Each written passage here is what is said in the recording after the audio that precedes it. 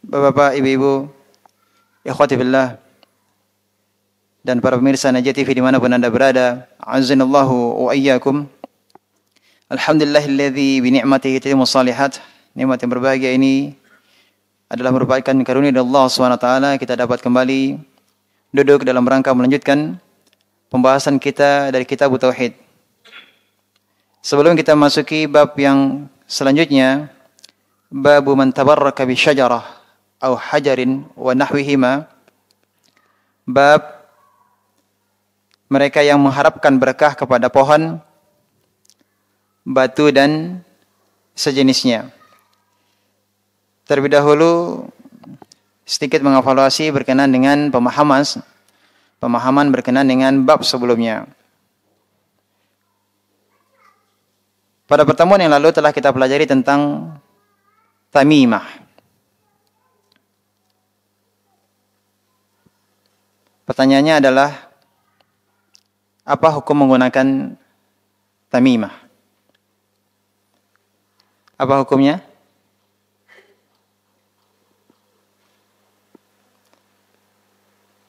Ada yang bisa menjawab? Fadhal. Nah, silakan Pak, jawab.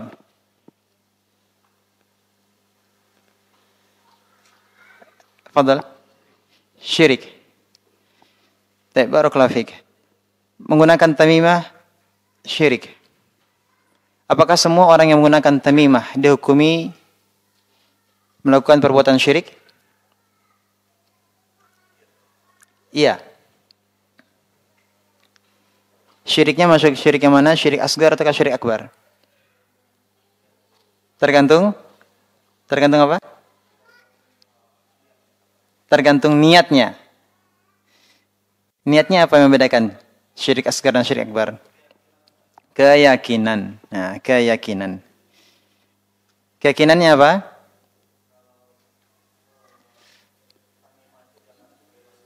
Kalau sebagai menganggapnya tamimah atau jimat tersebut sebagai wasilah, syirik kecil. Kapan menjadi syirik besar? Kalau tamimah itu dianggap, tamimah itulah yang dapat menolak bala, maka dia menjadi syirik akbar. Ahsan, barakallahu fiik. Nah, pertanyaannya adalah, apakah semua tamimah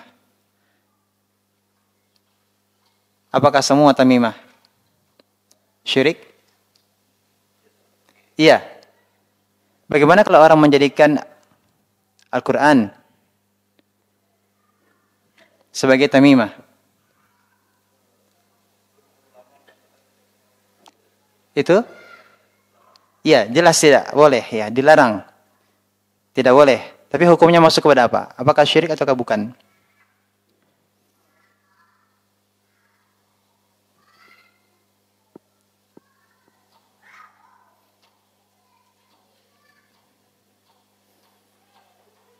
Nah, ini kita belajar sambil betul-betul memahaminya, sehingga ketika kita ditanya, tahu betul kita masing-masing hukumnya. Baik, fadhal. 6. Menjawab nampaknya. Fadhal. Ya? Ya, jelas tidak diperbolehkan, jelas. Tamimah tidak diperbolehkan, jelas. Tapi permasalahan tanyanya adalah, apakah syirik atau tidak? Menjadikan Al-Quran. Seseorang menggantung Al-Quran dalam rangka mengharapkan apa? Untuk menolak penyakit atau menginginkan kesembuhan. Ya kan? Nah, apakah itu syirik atau bukan? Ada yang angkat tangan belakang. Fadhal. Yang keras suaranya. Iya, jelas haram. Syirik atau bukan?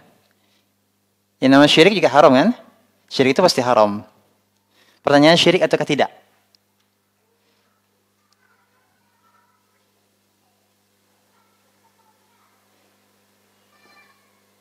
Syirik itu pasti diharamkan, ya?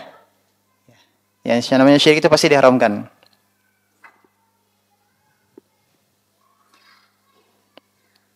Taib. Ada yang bisa memahami? Betul diharamkan? Iya. Nah, pertanyaannya adalah, di mana letak syiriknya tamimah?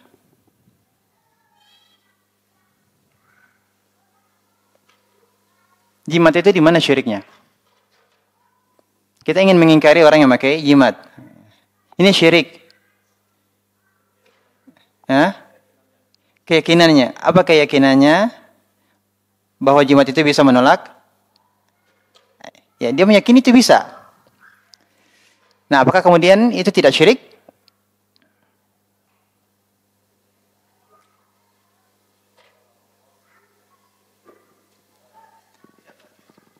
Nah, gimana jawabnya? Nah, ini nanti kita mengingkari jimat ini. Syirik. Dia nanya, kan dia orang, bisa jadi orang memakai jimat itu karena ketidaktahuannya. Dia ingin minta penjelasan dari kita. Di mana letak syiriknya? Ya. Baik. Letak syiriknya di mana? Menjadikan sesuatu sebagai sebab yang tidak Allah jadikan itu sebagai sebab. Yang menjadikan sebab dan musabab siapa? Allah. Nah, dari mana Anda bisa mengatakan bahwa jimat ini bisa menolak mara bahaya? Padahal menolak mara bahaya itu adalah sesuatu yang sifatnya gaib, ya kan? Ya, kalau polisi kan nampak jelas gitu ya. Polisi nampak jelas untuk mencegah kan itu. Ya. Ini kan satu perkara yang gaib. Perkara yang gaib tentu kita butuh pada dalil yang menjelaskan hal tersebut. Atau memang sudah terbukti secara ilmiah. Ya kan? Itu menjadi sebab minum obat ini untuk penyakit ini. Itu kan sudah terbukti. Ya. Itu sebab kauni. Sebab kauni. Itu bisa dibuktikan secara ilmiah. Hal yang lainnya adalah syar'i dengan penjelasan dari Al-Quran ataupun hadis. Ada dalilnya menjelaskan itu adalah sebagai sebab. Dan apa yang dijelaskan oleh dalil pasti bisa jadi ya, artinya tidak akan bertentangan dengan ilmu pengetahuan. Ya. Hanya saja seringkali adalah ilmu kita yang terbatas.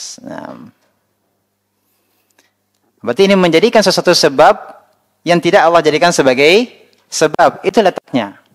Yang menciptakan sebab itu adalah Allah. Allah lah yang menjelaskan itu adalah sebagai sebab. Atau bisa dibuktikan. Dan itu bukan hanya sekali-sekali. Bukan hanya kebetulan. Bisa dibuktikan secara ilmiah. Ya, bisa dibuktikan. Dan berulang kali itu terjadi. Gitu kan.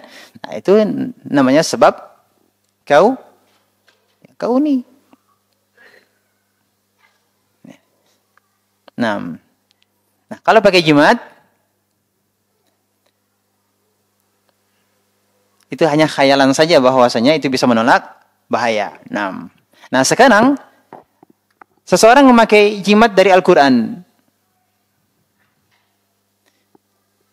Bukankah Al-Quran itu adalah sebagai sebab kesembuhan? Iya atau tidak? Iya.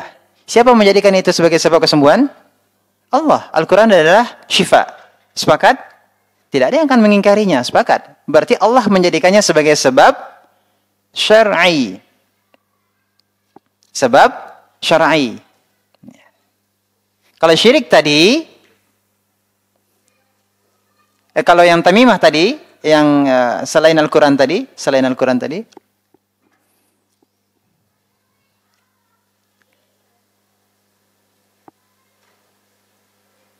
itu dijadikan sebab, padahal itu bukan sebab. Nah, sekarang, apakah itu syirik? Tamimah dengan Al-Quran? Jawabannya tidak. Kenapa? Karena sebabnya adalah sebabnya syar'i. Lantas apakah kemudian diperbolehkan? Tidak. Kenapa? Nah, di mana letaknya tidak?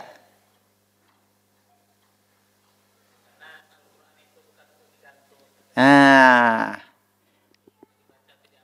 sebagai penyembuh itu dengan cara apa? Dibaca. Bukan gantung. Caranya yang tidak benar. Sebabnya benar. Tapi caranya benar? tidak benar caranya. Bukan dengan cara digantung.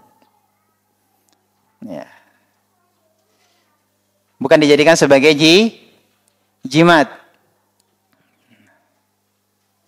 Tapi bahwa syirik? Tidak. Kenapa? Sebabnya syar'i. Lantas apakah benar? Tidak. Caranya tidak benar. Dijadikan sebagai dijadikan sebagai jimat. Digantung. Yang benar adalah dengan membaca.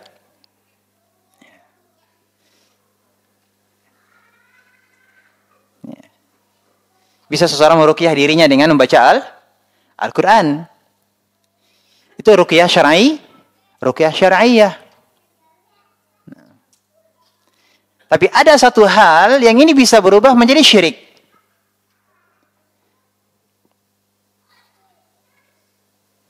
Kapan?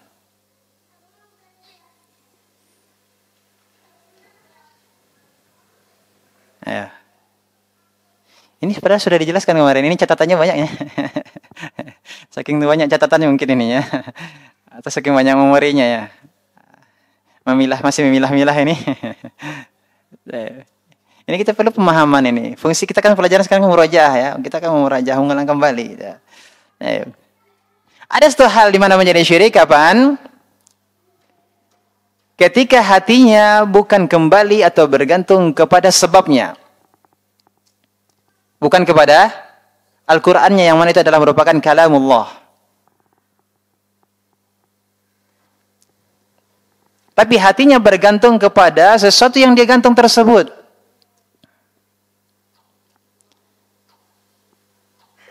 Bentuk penggantungan Al-Qur'annya, bukan kepada Al-Qur'an itu sendiri.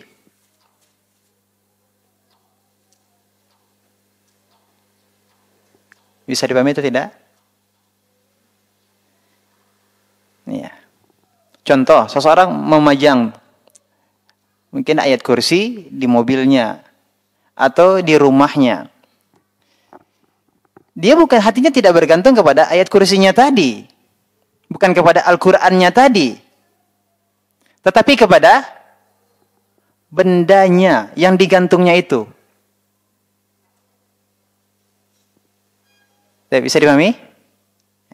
Kepada sesuatu yang digantungnya tadi, bukan kepada Al-Qur'annya itu sendiri. Padahal yang Allah jadikan sebagai kesembuhan apa? Al-Qur'annya, bukan yang digantungnya.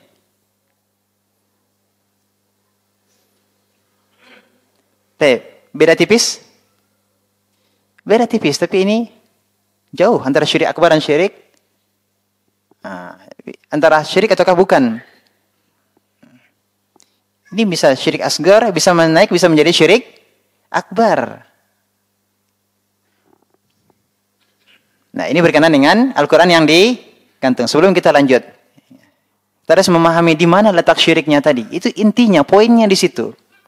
Karena kelanjutannya juga akan seperti itu. Kita akan membahas yang semisal dengan ini.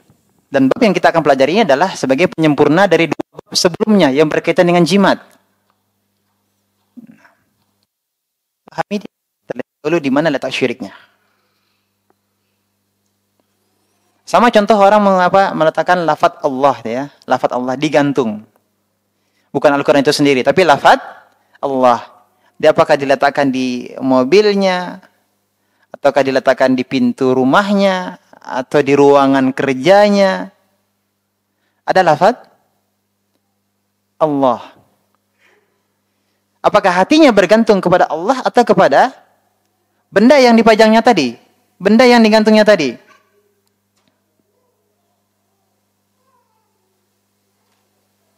Kalau dia memiliki keyakinan bahwa benda yang dipajang tersebut yang bertuliskan Allah, ini bisa mendatangkan manfaat, perlindungan, bisa menolak mudarat,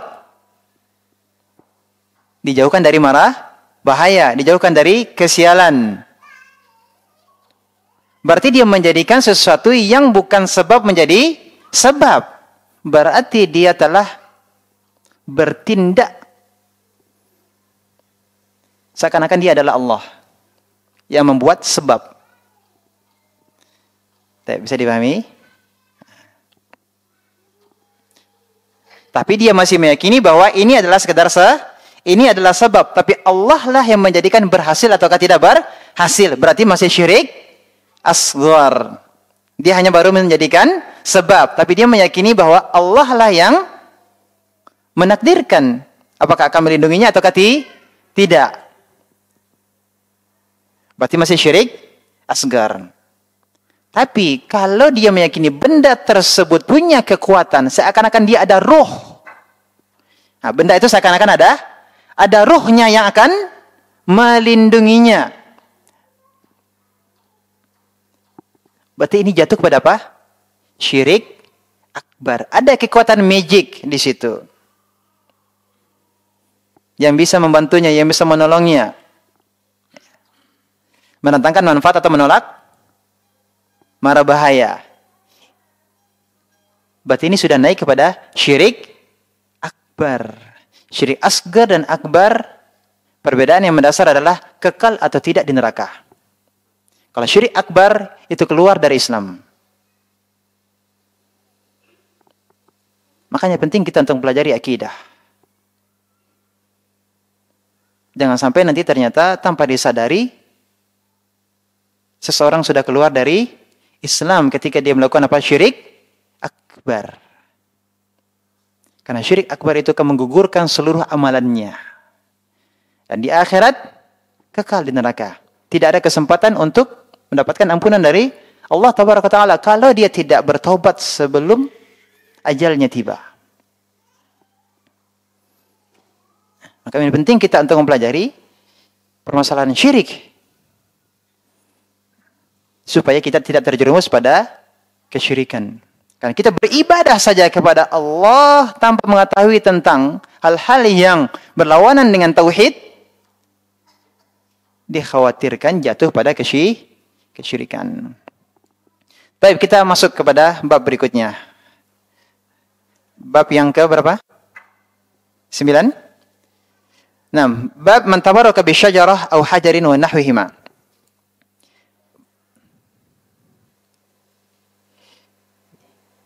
Ini mereka yang mengharapkan berkah kepada pohon, batu, dan sejenisnya. Berkah. Kita sering mendengar kata berkah. Berkah itu apa? Barokah. Berbarokah. Berkah. Bahasa Arabnya apa? Barokah. Nah, barokatun. Assalamualaikum warahmatullahi wabarakatuh. Barokat. Barokatun. Apa itu berkah? Dalam bahasa Arab, al-barokah itu tercakup padanya dua makna.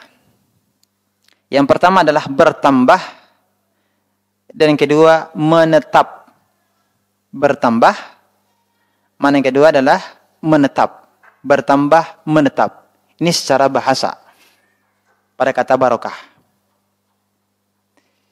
Kalau orang Arab mengatakan, barokal ba'ir, unta itu duduk, menetap. Dari kata baroka. Ya, duduk, menetap. Bisa juga dari dikatakan al-birkah, shibhu haudin yufaru fil ard. Birkah itu adalah semacam danau yang digali. Danau yang digali, ya, kolam atau danau yang digali di bumi. Kemudian disebut dengan birkah itu karena airnya menetap. Airnya menetap. Danau kan airnya menetap. Ya. Makanya dikatakan birkah. Ya. Airnya menetap. Ini asal katanya. Jadi berkah itu mengandung makna bertambah. Ya, artinya banyak, menetap. Jadi maksud dari berkah itu adalah kebaikan yang bertambah atau kebaikan yang banyak dan menetap. Langgeng, kebaikannya tetap ada, terus ada kebaikan itu. Jadi bukan kebaikan yang sedikit, tapi kebaikan yang banyak. Itu yang dimaksud dengan berkah. Kebaikan yang banyak. Dan kebaikan itu terus ada, menetap.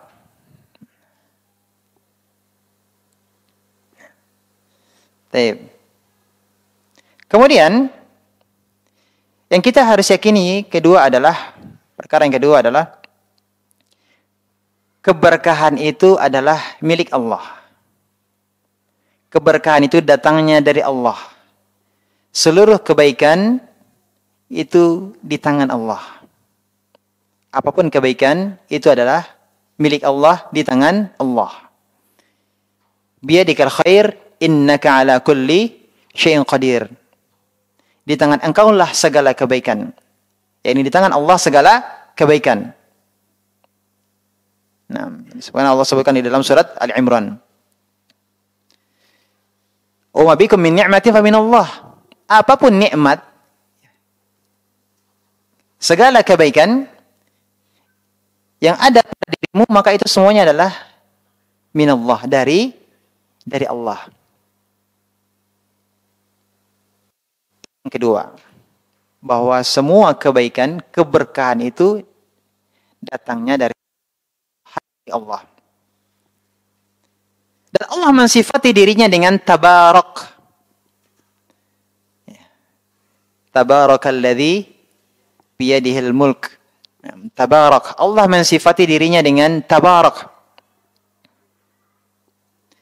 Dan di antara makna tabarak adalah bahwasanya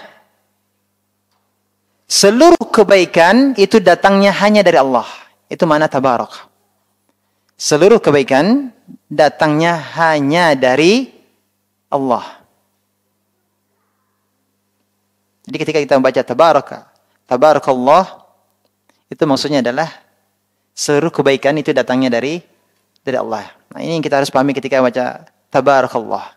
Masya Allah, tabarakallah, tabarakar rahman. Ini kan sering kita ucapkan. Tapi apa makna tabarak itu sendiri? Mabruk, Allah yubariku fiik. Kita sering mengucapkan doa keberkahan, ya atau tidak? Apa maknanya? Ketika kita mendoakan seseorang dengan keberkahan, artinya semoga Allah berikan kepada Anda kebaikan yang banyak dan kebaikan ini terus ada. Jadi tidak hanya sekedar ucapan, tapi kita tidak memahami maknanya. Ketika doakan, kita doakan betul-betul, kita doakan semoga Allah berikan kepadamu kebaikan yang banyak dan kebaikan itu terus ada. Itulah maknanya berkah. Baik. Kemudian yang berikutnya adalah Allah SWT memberikan keberkahan kepada sebagian makhluknya yang Allah kehendaki. Allah memberikan keberkahan kepada sebagian makhluk yang Allah pilih. Sebagaimana firman Allah SWT, "Wa rabbuka yakhluqu ma yasha'u wa yakhtar." Dan Rabbmu lah yang menciptakan apa yang Dia kehendaki dan Dialah yang memilihnya. Allah memilih di antara makhluknya. Di antaranya Allah memilih siapa yang Allah berikan keberkahan. Dan hanya Allah yang lebih tahu tentang makhluknya. Oleh karenanya Allah yang lebih tahu siapa saja di antara makhluknya yang patut untuk Allah pilih. Siapa di antara makhluknya yang patut Allah pilih. Siapa yang patut Allah berikan di antaranya keberkahan. Nah, dan yang Allah pilih untuk Allah berikan keberkahan, apakah itu keberkahan pada zatnya, ataukah keberkahan pada tempatnya, ataupun keberkahan pada waktu. Semua yang Allah berikan tadi, keberkahan padanya, baik berkenaan keberkahan pada zatnya, pada tempatnya, pada waktunya, berarti pasti dia memiliki sifat-sifat khusus yang Allah berikan, yang tidak Allah berikan kepada makhluk yang lain.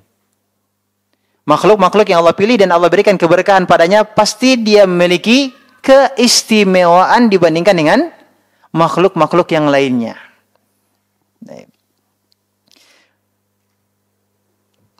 Contoh para nabi adalah di antara yang Allah pilih di antara para manusia. Sebagaimana firman Allah SWT bisa dilihat di surat As-Saffat ayat 112 dan ayat 113. وَبَشَّرْنَاهُ بِإِسْحَاقَ وَبَشَّرْنَاهُ بِإِسْحَاقَ نَبِيًّا مِنَ الصَّالِحِينَ, dan kami beri dia kabar gembira dengan kelahiran Ishaq, seorang nabi yang termasuk orang-orang yang saleh. Kemudian di ayat berikutnya Allah berfirman, وَبَارَكْنَا عَلَيْهِ, dan kami limpahkan keberkahan atasnya. وَعَلَى إِسْحَاقَ, dan kami berikan keberkahan kepada Ishaq. Ini keberkahan yang Allah berikan kepada Nabi. Demikian juga dengan firman Allah SWT, Allah sebutkan di surat Maryam ayat 30 dan 31. Qala inni abdullahi atani al-kitaba wa ja'alani nabiyya. Dia berkata bahwasanya sungguhnya aku adalah hamba Allah yang Allah berikan kepadaku Alkitab, dan Allah jadikan aku sebagai nabi. Wa ja'alani mubarakan aynama kuntu, dan Allah menjadikan aku mubarak, yang diberkahi dimanapun aku berada. Keberkahan kepada para nabi. Naam. Di antaranya juga adalah Allah menjadikan tempat-tempat di muka bumi ini Allah pilih sebagai tempat-tempat yang penuh keberkahan. Apa contohnya? Allah jadikan 3 negeri, ini Makkah, ya, Madinah. Kemudian Allah jadikan Masjidil Aqsa. Ini tempat-tempat yang Allah jadikan tempat yang berbarokah. Inna awwala baitin wudi'a lin-nasi lalladzi bi Bakkah mubarakan wa hudan lil alamin. Sesungguhnya rumah yang pertama sekali yang dibangun sebagai tempat beribadah untuk manusia ialah Baitullah di Bakkah. Bakkah itu adalah Mekah. Mubarakan, yang diberkahi. Ya, Allah sebut Bakkah mubarakan. Ini Makkah yang diberkahi. Nah, kemudian berkaitan dengan Isra Mi'raj Nabi sallallahu alaihi wasallam, subhanalladzi asra bi 'abdihi lailan minal masjidil haram ila al masjidil aqsa alladzi barakna haulah. Masjid Aqsa yang kami telah berkahi sekelilingnya. Masjid Aqsa.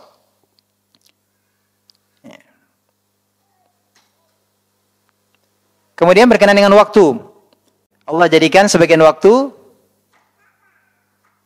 lebih istimewa dibandingkan dengan waktu yang lainnya. Waktu yang berbarokah. Contohnya apa? Bulan Ramadan. Dan di bulan Ramadan pun juga ada malam yang Allah berkahi, ini Lailatul Qadar. Apalagi keistimewaan dalam 1 tahun? 10 hari awal Dzulhijjah. Kemudian dalam sepekan ada juga, yakni hari Jumat.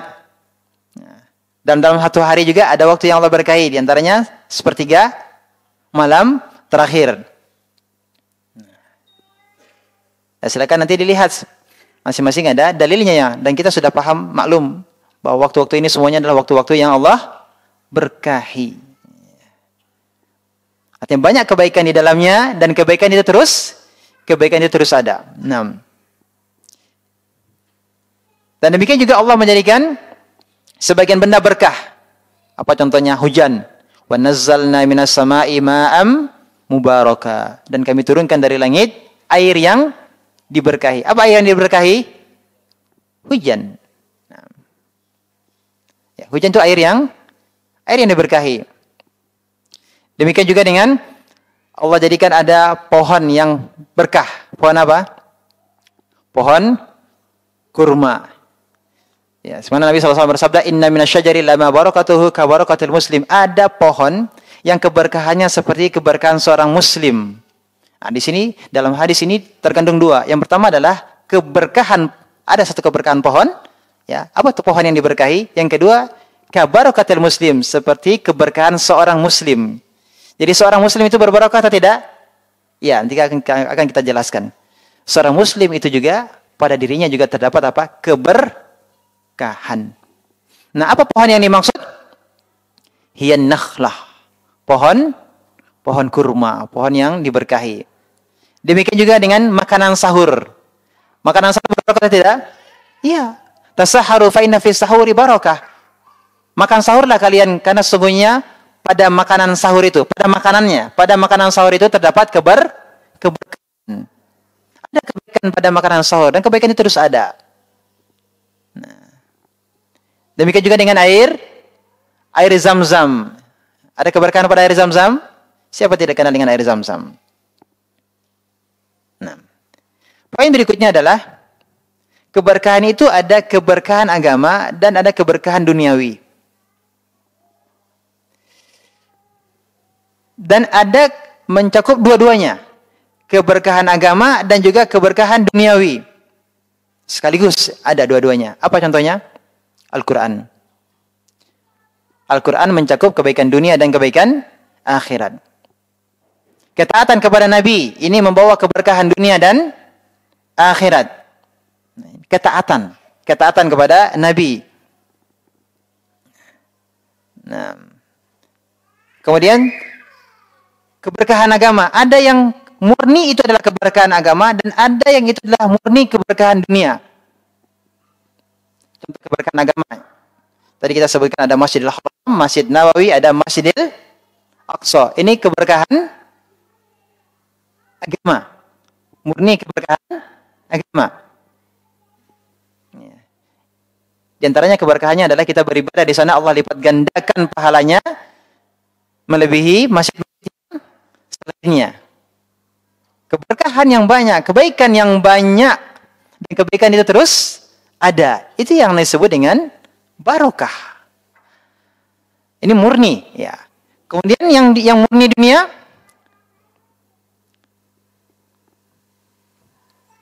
apa hewan yang diberkahi? Kambing. Ya. Kemudian contoh tadi hujan. Ini murni dunia. Susu itu juga minuman yang berbarokah. Ya. Termasuk juga buah zaitun. Ya. Ya, buah kurma berkaitan dengan dunia. Nah, sudah masuk waktu salat? Masuk waktu salat?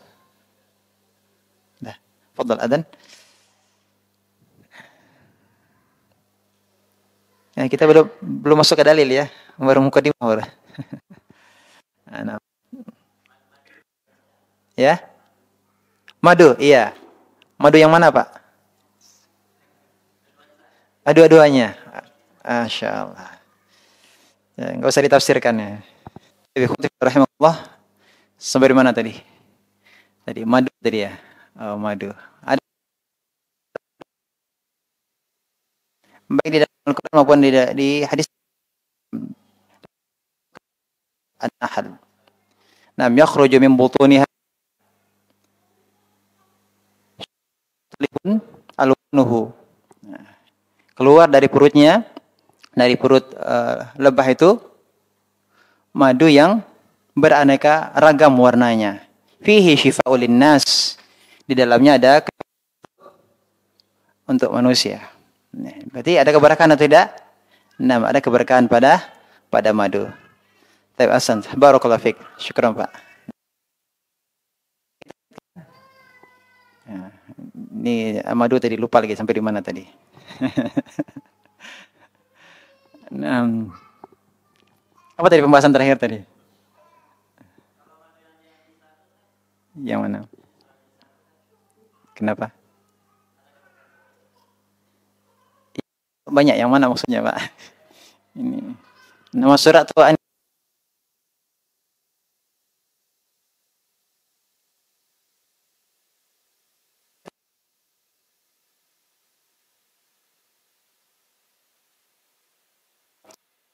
agama ya.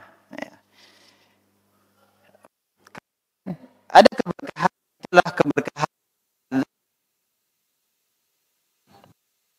pada zatnya, pada bendanya itu sendiri, ya. Dan ada keberkahan maknawi.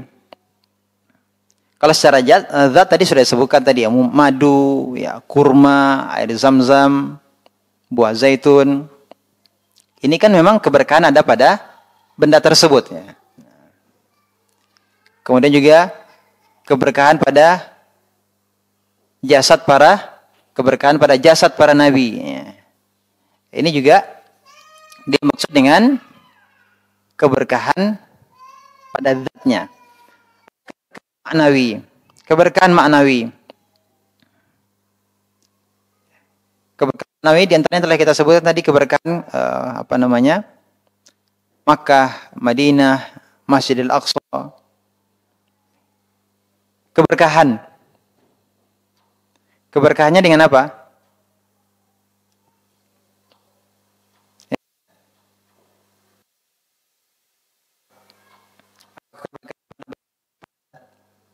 Tanahnya sendiri atau berkah?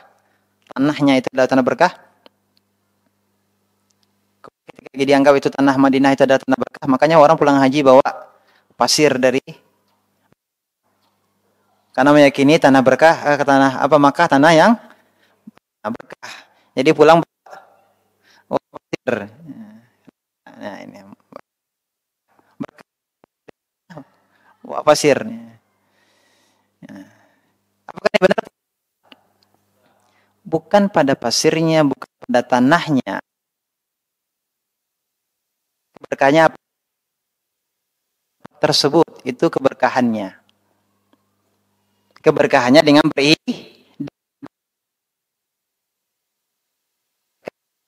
pulang enggak. Apalagi dijadikan jimat di rumah. Nah, ini tambah ya. Keliru kemudian parahnya lagi dijadikan sebagai jimatnya. Keliru dalam bertabarruk. Nah, pada zaman Nabi SAW di Madinah ada orang-orang selain kaum muslimin, ada orang-orang Yahudi, ada orang-orang munafik. Di mana mereka tinggal? Di Madinah. Tapi apakah mereka mendapatkan keberkahan kota Madinah? Tidak. Jadi keberkahannya adalah dengan beribadah sesuai dengan tuntunan Nabi Sallallahu Alaihi Wasallam. Ya. Tinggal di Madinah, keberkahannya adalah beribadah sesuai.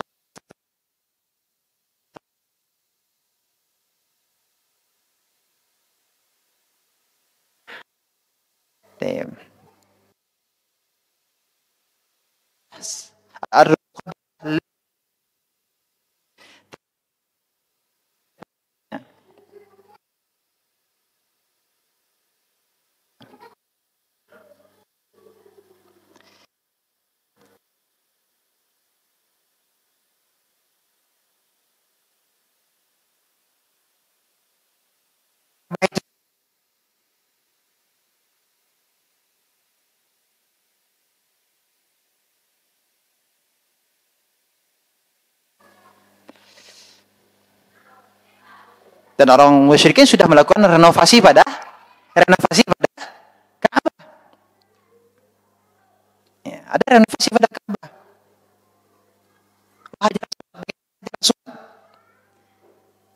Apakah keberkahan Aswad itu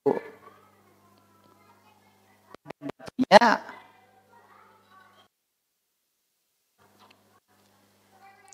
Maka kita simak apa yang dikatakan oleh bin Khattab ketika Aswad, inni a'lam annaka hajar. Aku tahu bahwa engkau adalah tidak bisa membahayakan, tidak bisa memudarati, dan juga tidak bisa memberikan. Lalu di mana keberkahannya? Apa kata Umar radhiyallahu anhu? Walaula anni ra'aitu an-nabiy sallallahu alaihi wasallam yuqabbiluka ma qabbaltuka. Kalaulah bukan karena aku melihat Nabi sallallahu alaihi wasallam menciummu, maka aku tidak akan menciummu. Tapi aku menciummu, mencium Hajar Aswad karena aku melihat Nabi SAW mencium Hajar Aswad. Jadi keberkahan Hajar Aswad ini mana? Ketika menciumnya, bukan pada Hajar Aswad itu sendiri.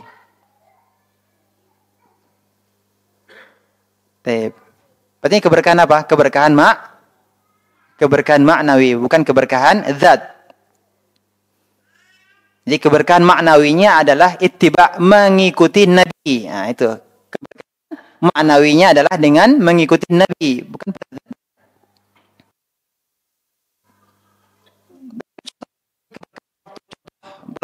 ada Lailatul Qadar 10 hari awal Dzulhijjah, Jumat sepertiga malam terakhir.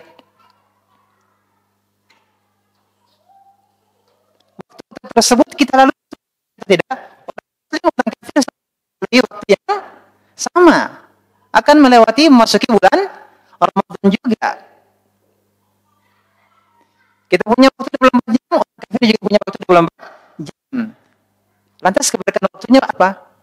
Beribadah pada waktu-waktu tersebut. Maka itulah keberkahannya. Jadi keberkahannya adalah keberkahan maknawi, bukan keberkahan zatnya. Baik. Maka di bulan Ramadan ada kaum muslimin yang bermaksiat juga. Ada menghidupkan Lailatul Qadar dengan maksiat. Apakah mendapatkan keberkahan Lailatul Qadar? Tidak. Bukankah Allah jadikan Lailatul Qadar sebagai malam yang diberkahi? Iya, bagi siapa yang menghidupkannya dengan ibadah. Itulah keberkahan maknawi, bukan keberkahan pada malam itu sendiri. Baik, bisa dipahami? Nah, kemudian berikutnya adalah berkenaan dengan keberkahan zat. Keberkahan pada jasad Nabi sallallahu alaihi wasallam. Seluruh jasad Nabi itu adalah berkah. Rambutnya, ya tubuh beliau, sampai air liurnya pun juga berkah. Dan termasuk apa yang dipakai oleh Nabi sallallahu alaihi wasallam juga semuanya berkah. Bajunya, selendangnya, tongkatnya, semuanya berkah. Ini adalah kekhususan Nabi. Kekhususan Nabi. Ini adalah kekhususan Nabi. Bolehkah kemudian dikiaskan kepada orang-orang yang soleh? Bolehkah dikiaskan kepada orang yang soleh? Tidak. Kenapa? Tidak. Nabi sallallahu alaihi wasallam siapa? Abu Bakar, Umar, Utsman, Ali radhiyallahu anhu ajma'in. Mereka orang yang termulia. Tapi tidak ada para sahabat yang ngalap berkah. Ya, bahasa Jawanya ngalap berkah. Keberkahan pada jasad, pada tubuh para khalifah tersebut. Nah,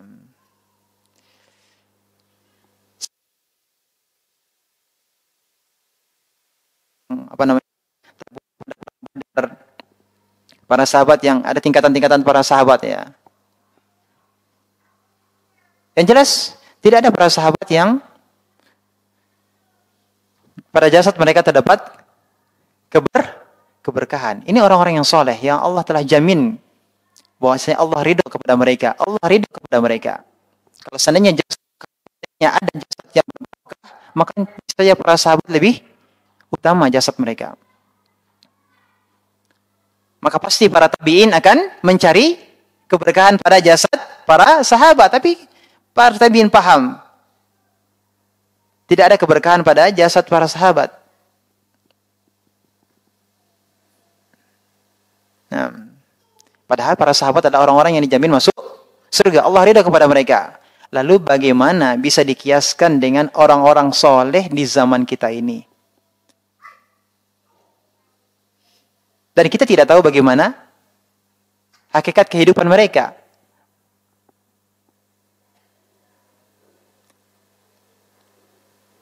Dan cara mencari keberkahan pada orang soleh bagaimana? Duduk di majelisnya. Mengambil keberkahan ilmunya. Boleh kalau kita ingin minta didoakan. Boleh. Keberkahan dengan minta nasihatnya. Jadi keberkahan Nabi itu adalah keberkahan pada zatnya. Adapun orang-orang yang soleh termasuk para ulama, itu keberkahan maknawi, bukan keberkahan zat. Keberkahan para ulama, keberkahan orang-orang soleh, itu adalah keberkahan apa?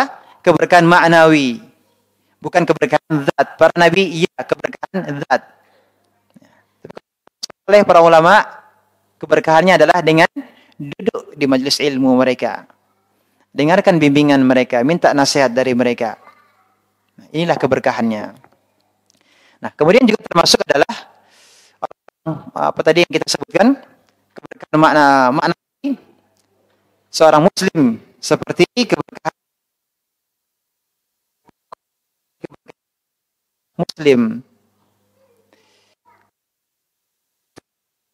Setiap muslim bisa menjadi berkah.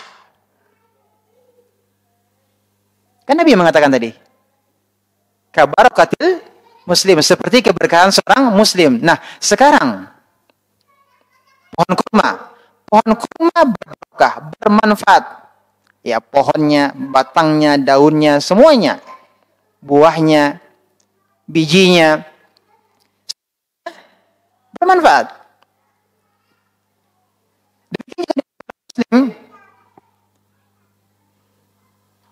hendaknya seorang muslim seluruh sisi kehidupannya baik, bermanfaat dan terus kebaikannya untuk dirinya maupun untuk ketika dia hidup bahkan setelah wafatnya. Jadi ditinggalkan ilmu.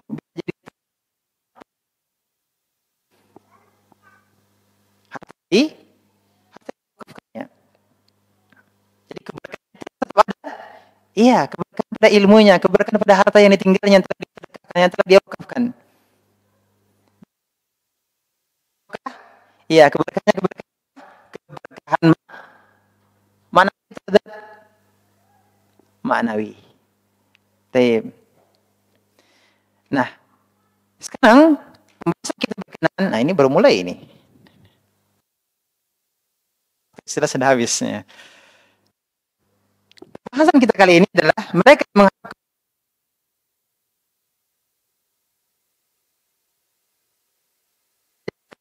hukum.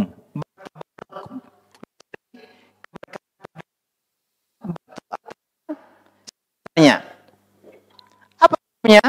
Mencari keberkahan pada pohon batu.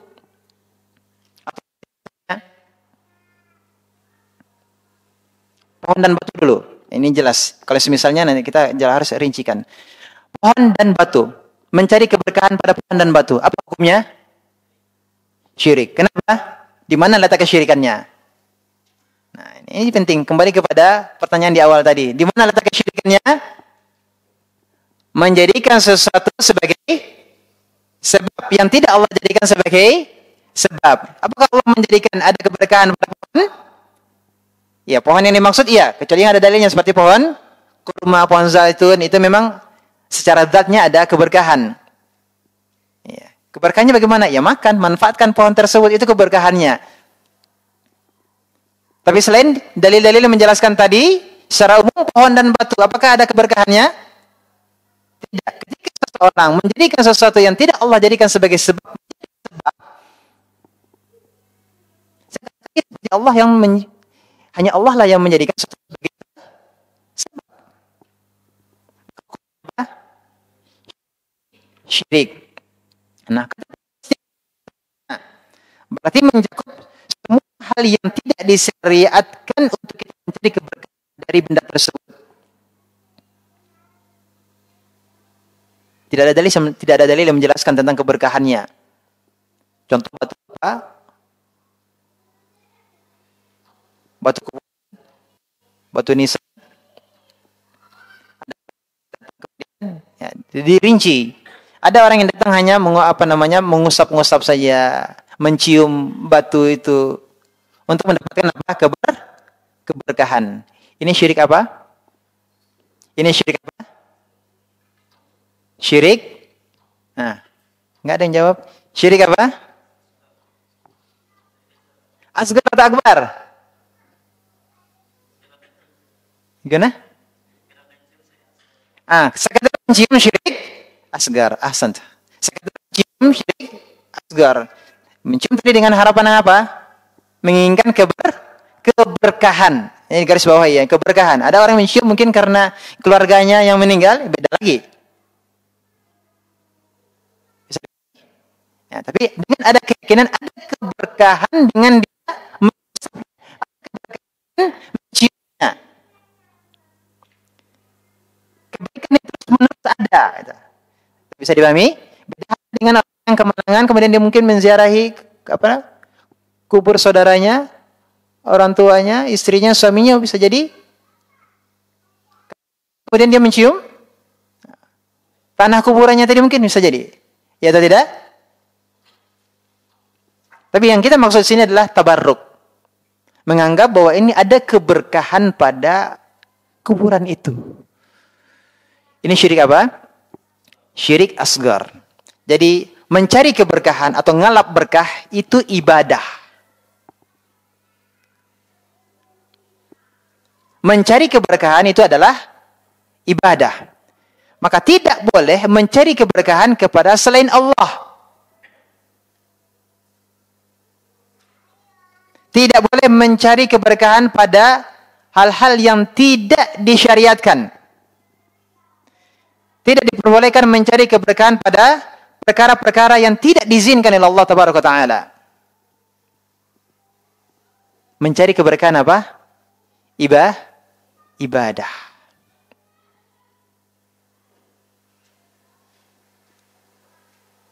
Baik, sampai di sini bisa dipahami? Nah, syirik kecil, kini benda tersebut hanyalah dia akan mendapatkan keberkahan dari benda yang dia sentuh. Dengan mengusapnya atau dengan menciumnya. Dia hanya ingin mendapatkan kebaikan. Ini sama halnya dengan orang menggunakan jimat.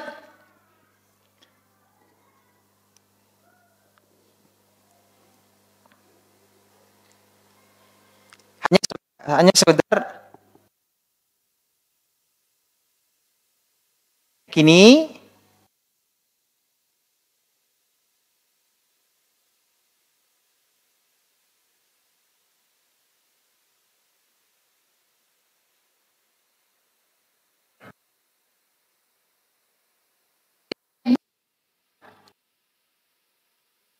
ya.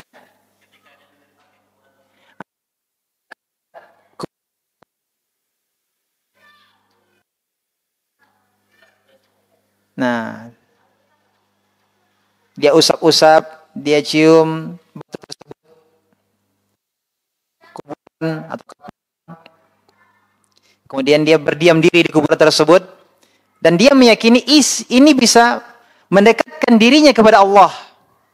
Jadi bukan hanya sekedar bertabarruk, mendapatkan menginginkan keberkahan dari benda-benda tersebut, tapi dia ingin benda tersebut atau tempat tersebut atau sesuatu itu mendekatkan dia kepada Allah. Berarti menjadi wasilah. Menjadi wasilah. Maka ini menjadi syirik akbar. Wasilah untuk mendekatkan diri kepada Allah. Maka orang yang bertabaruk dengan kuburan atau dengan penghuni kuburan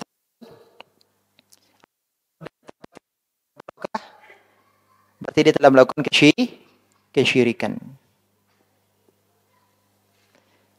6.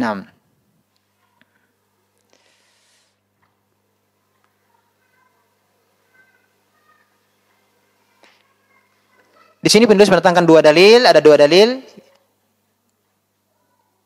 Dalil yang pertama adalah surah An-Najm ayat 19 sampai dengan ayat 23. Afara'aytumul Lata wal Uzza. Maka apakah patut musyrik menganggap Al-Uzza Manat as-salisatul ukhra dan Manah yang ketiga yang paling terkemudian sebagai anak perempuan Allah? Alakumudz dzakaru wa lahul untha? Apakah patut untuk kamu anak laki-laki dan untuk Allah anak perempuan? Tilka idzan qismatun dhiza. Yang demikian itu tentulah suatu pembagian yang tidak adil. In hiya illa asma'un sammaitumuha antum wa aba'ukum. Itu tidak lain hanyalah nama-nama yang diada-adakan oleh kamu dan bapak-bapakmu. Ma anzalallahu biha min sultan. Garis bawahi bagian ini. Penting. Ma anzalallahu biha min sultan. Allah tidak menurunkan suatu keterangan apapun untuk menyembahnya. Ma anzalallahu biha min sultan. Allah tidak menurunkan suatu keterangan pun untuk menyembahnya. Tidak ada hujjah. Tidak ada dalil yang menunjukkan untuk menyembahnya, bertabaruk dengannya. Iyattabi'una illa dhanna wa tahwal anfus. Mereka tidak lain hanyalah mengikuti sangka-sangkaan dan apa yang diinginkan oleh hawa nafsu mereka. Walaqad ja'ahum min rabbihimul huda. Padahal sungguhnya tidak datang kepada mereka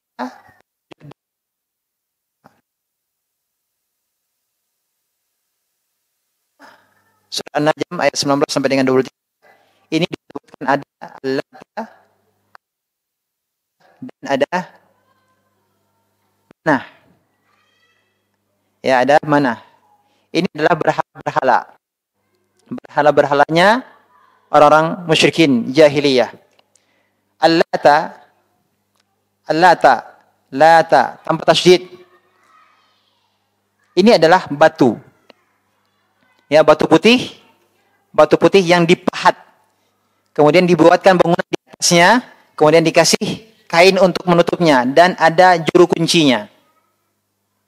Jadi Lata itu adalah Al-Lata tanpa tasydid. Itu adalah batu putih yang dipahat, dibangun bangunan di atasnya, kemudian dikasih apa? Dikasih kain. Nah. Ini diagungkan di kota Taif, diagungkan oleh kabilah As-Sakif. Diagungkan oleh kabilah As-Sakif. Akan tetapi ada qiraat yang lain dengan mentasydidkannya dengan Al-Lata. Ini kan adalah afara'aitumul Lata. Sekarang adalah qiraatnya adalah Al-Lata dengan mentasydidkan huruf ta. Ini diambil dari orang, ya, yang membuat adonan makanan yang diberikan kepada jemaah haji.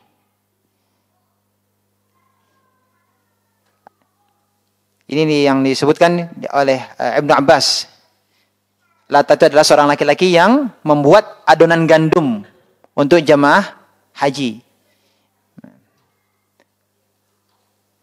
Kemudian setelah dia meninggal, orang-orang musyrikin kemudian beribadah di kuburannya.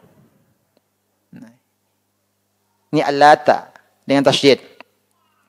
Kemudian Lata ini dihancurkan oleh Al-Mughirah bin Syu'bah atas perintah Nabi SAW ketika kabilah Sakif masuk Islam. Dianjurkan oleh Al-Mughirah bin Syu'bah. Adapun Uzza, Al-Uzza, ini adalah pohon. Kalau tadi Lata itu adalah batu. Kalau Al-Uzza itu pohon. Pohon yang dibuatkan bangunan di atasnya, ya, seperti rumah. Juga diberi kain. Ini terletak di kota Nakhlah. Kota yang terletak antara jalur Madinah dan Makkah. Ini diagungkan oleh orang-orang Quraisy. Dan Al-Uzza ini dihancurkan oleh Khalid bin Al-Walid. Diperintahkan oleh Nabi untuk menghancurkan Al-Uzza ini ketika penaklukan kota Makkah, Fathu Makkah. Ya. Al-Uzza. Jadi Uzza itu apa? Pohon. Manat ini berhala di Al-Mushallal di Kuwait. Terletak antara Makkah dan Madinah juga. Ini diagungkan oleh kabilah Al-Khuza'ah, Al-Aus, Al-Khazraj. Dan ini dihancurkan oleh Ali bin Abi Thalib radhiyallahu anhu. Nabi yang memerintahkannya ketika Fathu Makkah, ketika penaklukan kota Makkah. Nah, ini yang terkenal, berhala-berhala yang dikenal. Dan berhala-berhala yang lainnya juga banyak sebenarnya. Selain Lata, Uzza, Manat, ini 3 yang terkenal. Yang lain masih ada berhala-berhala. Kemudian ada juga penjelasan di antara para ulama menjelaskan bahwa Lata, Uzza dan Manat ini adalah sebenarnya nama-nama Allah. Ya, ini penjelasan yang lainnya adalah Lata, Uzza dan Manat ini sebenarnya adalah nama-nama Allah yang dijadikan sebagai muannas, sebagai perempuan. Ya, contoh warna. Aswad itu hitam, mudzakkar. Jadi muannas jadi sauda. Abyad putih. Kalau muannasnya jadi bayda. Ahmar merah itu mudzakarnya. Kalau muannas jadi hamra. Nah, sama juga dengan Al-Lata itu berasal dari nama Allah. Allah dijadikan sebagai muannas menjadi Al-Lat. Kemudian Al-Uzza itu berasal dari nama Allah Al-Aziz. Kemudian Al-Manat berasal dari nama Allah Al-Mannan. Al-Mannan. Allah taala alam. Nah. Ini asal nama dari ketiga berhala tersebut. Yang jelas orang-orang musyrikin menjadikan atau menyangka bahwa berhala atau berhala tersebut sebagai putri-putri Allah. Oleh karenanya di sini Allah katakan alakumudz dzakaru wa lahul untha. Apakah patut untuk kamu anak laki-laki dan untuk Allah anak perempuan? Ya. Jadi mereka menjadikan berhala-berhala mereka dengan keyakinan sebagai putri-putri Allah, anak-anak perempuan Allah. Sementara mereka sendiri tidak suka dengan anak perempuan. Bahkan membunuh anak-anak perempuan. Nah, sekarang dengan bab ini apa? Mengharapkan berkah pada pohon, batu dan sejenisnya. Apa kaitannya?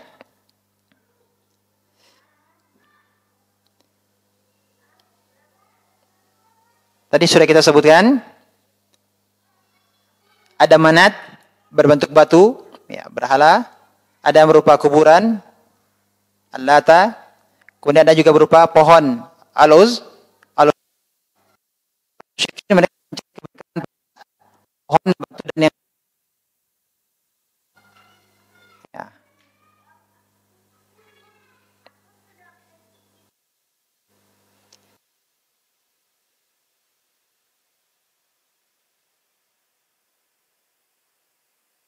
Perbuatannya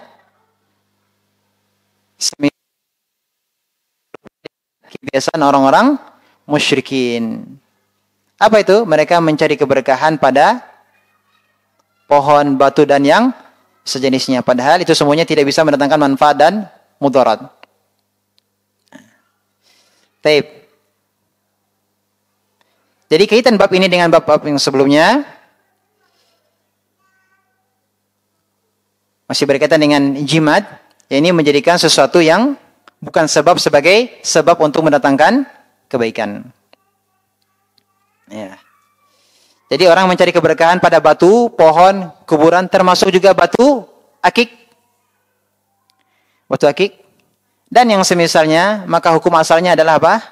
Syirik kecil. Syirik kecil. Hukum asalnya adalah syirik kecil. Akan tetapi kalau disertai dengan bentuk ibadah untuk mendekatkan diri kepada Allah, bertabaruk dengan mengusap-ngusapnya, ya, artinya bertawasul dengan benda ini, maka ini menjadi syirik akbar. Nah, karena menjadikan kuburan, batu atau pohon tersebut sebagai tandingan bagi Allah. Ya, dianggap sebagai perantara atau pemberi syafaat. Nanti kita akan bahas secara khusus di bab syafaat. Nah. Maka kalau ada orang yang bertabaruk di kuburan, kita lihat dulu apa yang dia perbuat, apa keyakinannya. Kalau dia hanya mengambil tanah kuburan, dia hanya mengusap kuburan, ini hukum asalnya adalah syirik kecil, ya. Mengusap kuburan dalam maksud apa di sini? Bertabaruk, mencari keberkahan. Tapi kalau disertai dengan peribadatan, mendekatkan diri kepada Allah, berarti ini menjadi syirik akbar. Kemudian dalil yang kedua dan yang terakhir,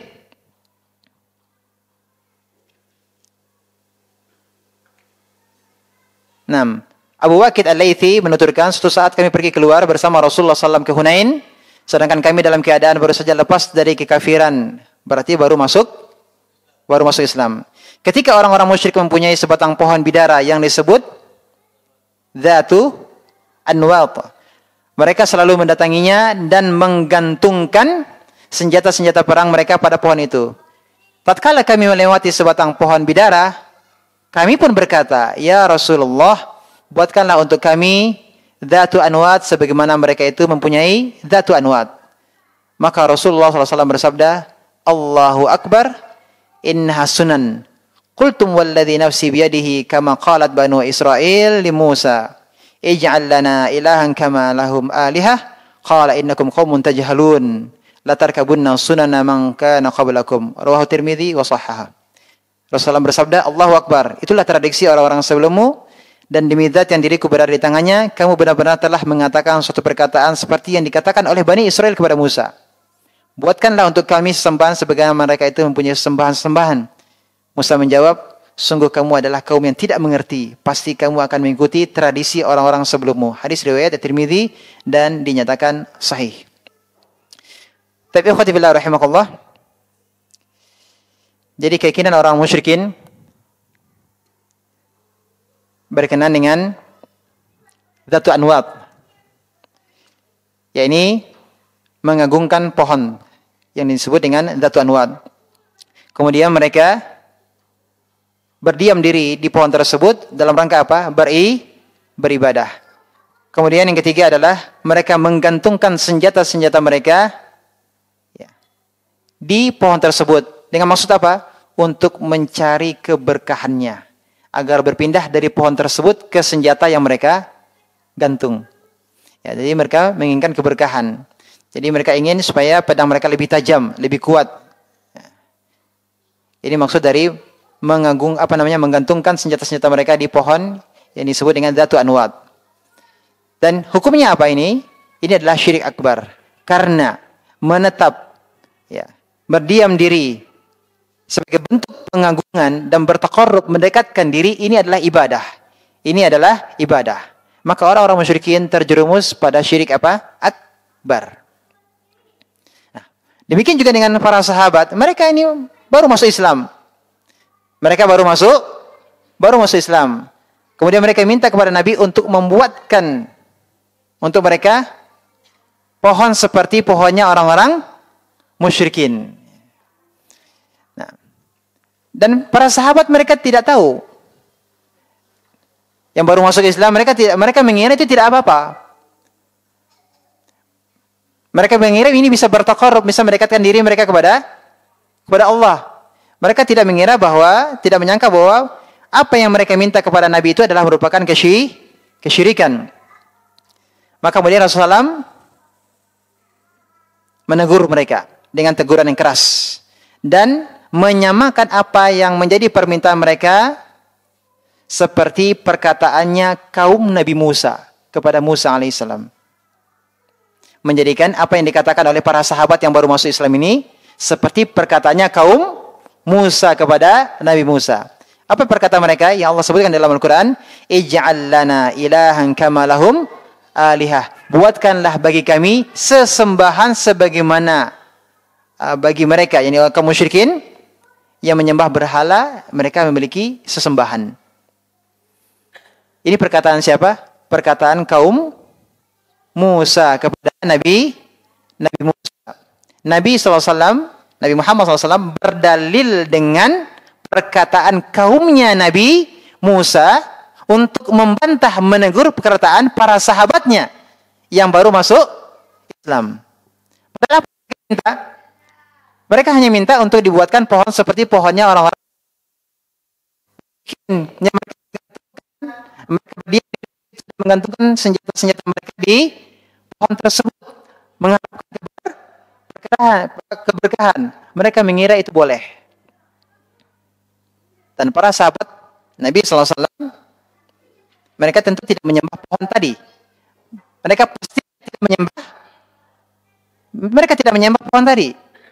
Para sahabat ketika minta untuk dibuatkan pohon seperti pohonnya kaum musyrikin, bukan berarti mereka ingin menyembah pohon, tidak. Tapi mereka ingin keberkahan pada pohon tersebut. Sebagaimana orang-orang musyrikin menginginkan keberkahan pada pohon mereka.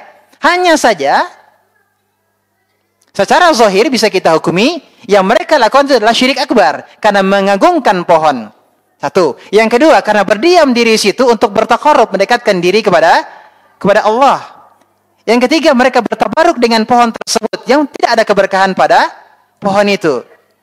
Maka kesimpulannya mereka lakukan adalah syirik Syirik akbar. Tapi apakah para sahabat meminta kepada Rasulullah SAW agar mereka melakukan kesyirikan? Tidak. Mereka mengira itu adalah kebaikan. Taib.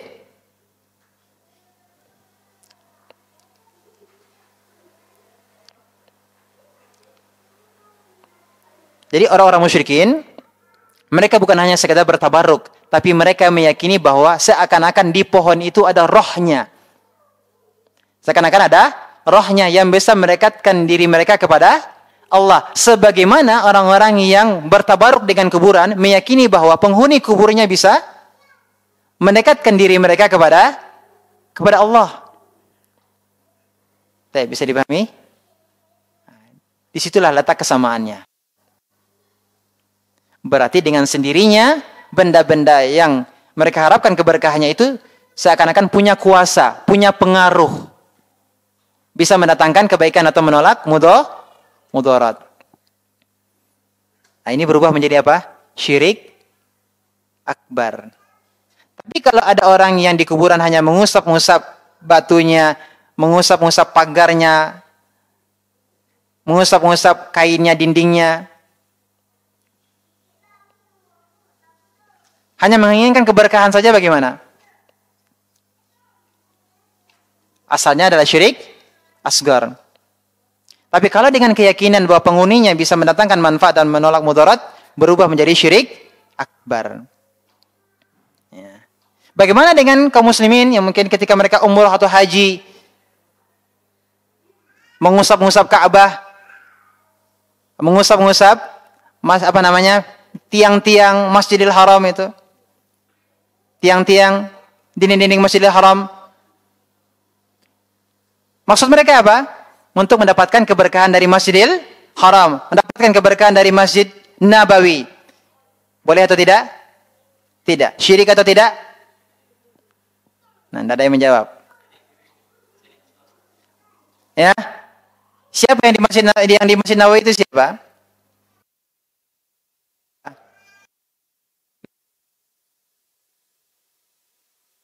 Ada yang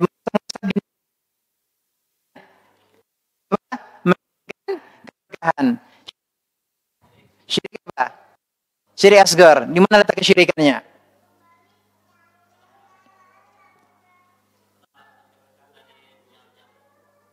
Iya. Itu yang bukan sebab menjadi sebab datangnya keberkahan. Tapi kalau meyakini benda tersebut, nah, seakan ada rohnya, punya kekuatan, menjadi syirik. Bisa dipahami? Nah, orang yang mengusap pintu tadi, Nabawi, Masjidil Haram, mereka meyakini ada keberkahan di benda-benda tersebut. Mereka meyakini Allah yang menurunkan keberkahan, maka tidak jatuh pada syirik akbar. Nah, tapi ini syirik asgar. Dosanya besar daripada maksiat di bawah kesyirikan. Oleh karenanya, ikhwati fillah rahimakumullah, kesyirikan yang terjadi termasuk diantaranya adalah meminta keberkahan. Apa sebabnya? Disebabkan karena tidak tahuan. Disebabkan karena kejahilan. Contoh sahabat seperti Abu Bakar Al-Laisi baru saja masuk Islam.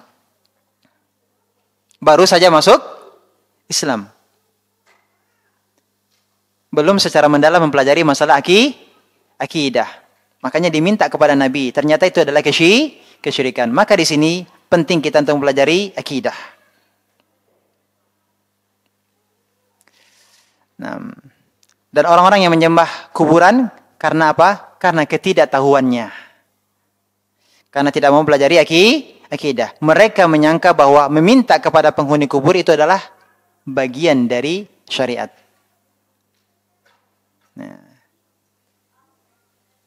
Nah, saat itu kan tawasul, cinta kepada para wali. Yang menjadi tolak ukurnya adalah bukan namanya, tapi hakikatnya.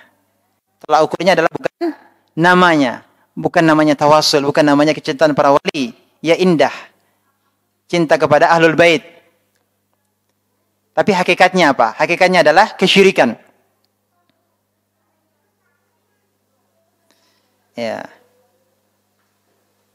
Dan Nabi SAW melarang kuburan dijadikan sebagai masjid, sebagai tempat peribadatan. 6.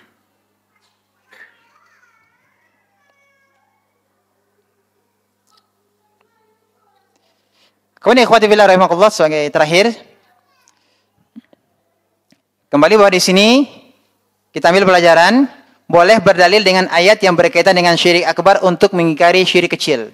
Ini kan sudah kita bahas di pertemuan yang lalu. Berdalil dengan ayat